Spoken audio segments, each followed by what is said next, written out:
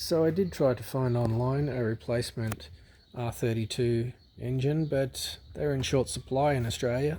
They really only came in the R32 Golfs and this Audi Model TT.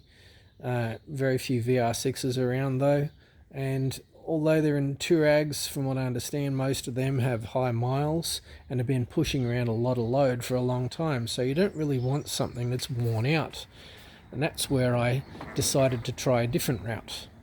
So I got hold of a Passat R36 engine, low kilometers, 17,231 kilometers, and then set about doing a direct injection delete and an RCP intake, and also lowering the compression by using a 2.8 crankshaft, and that lowers the compression to around 8.3:1, which is perfect to run it on E10 and fit a turbo here at some point.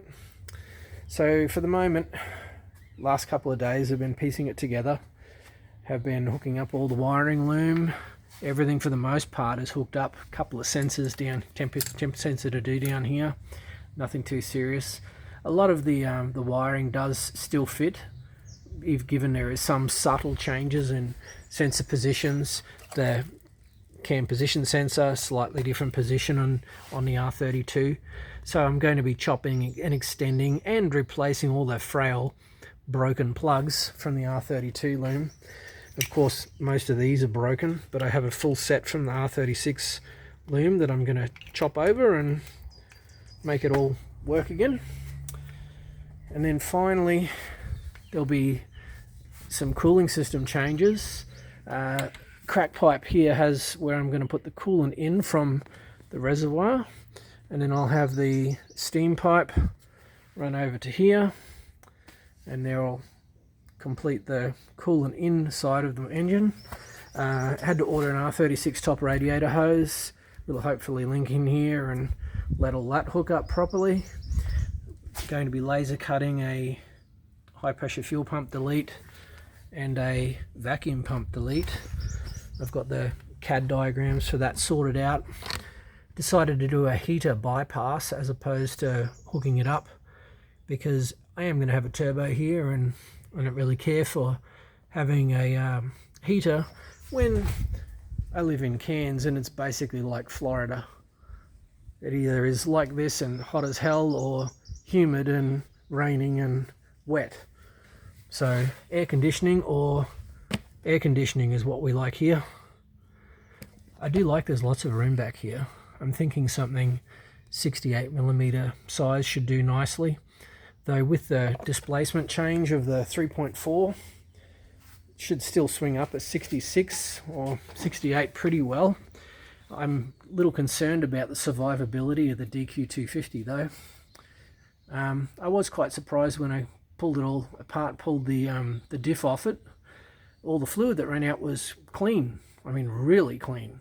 So either someone had serviced it recently, or it had been changed at some point. Someone might have been starting to spend some money on the car before it had its catastrophic end.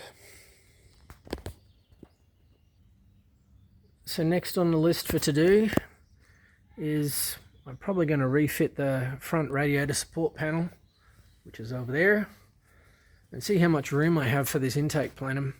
I could have bought the full RCP one, but by God, the import customs, GST, and all the other taxes they love to put on things when you import from another country made it impractically expensive.